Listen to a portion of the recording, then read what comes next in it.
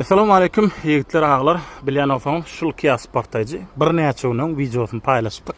O wagtlar müşterilerimize birazcık maşynyň bahasy galaň boldy. Indi dostlar bu auksion gowy variant töredipdir. Esenlik maşynlaryň barsyny Green Line goýupdyr. Indi dostlar bu maşynamyň Kia Sportage 2020 5-nji aý 2 gram aýrabak çykmadyk. $7,100 Green Line goýupdyrlar. 7,5 arasynda da utup alsaňyz bolýar.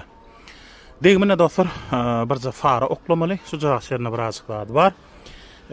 Abersofkasy. Şu tarap zadnit bakowy. Ayajyklary dostlar diskalja ýöne pakrishkasy 99% arassa. Ütköş kraskody ýok. Türkmenistan elinde takminan $10,000 barp oturýar. Arkaýyn hawalaş bilýäňiz. Ine aýrabakları barsy Zavoskoy aýrabakda hiç aýrabak çykmadyk.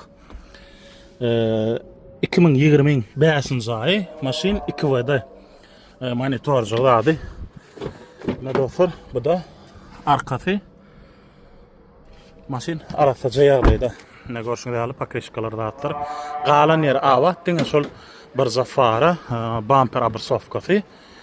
Galan yer gowy birçe zadny bakowy. O zatlara maşynyň içinde döwük ýagdaýda duran. Ene dostlar bu zadny bit döwülen ýagdaý. Bu da ene farasynyň döwülen ýagdaýynda duran. Arkaýyn hawalaş bilýäňiz +977 54 10 imo WhatsApp bar. Ene dostlar Green Line diýänimizde mene şular ýaly göne alyş bahada goýupdyrlar. 2021 24 2WD 26,000 dirhemde goýulan, ýani $7,085 bolýar. Ne bar maşyna şolar ýaly goýupdyrlar dostlar. Kime gerek bolsa bugün aýyň dekabr aýynyň 3-ü şu gün nesip bolsa şu maşyn oýnalýar. Habarlaşyň.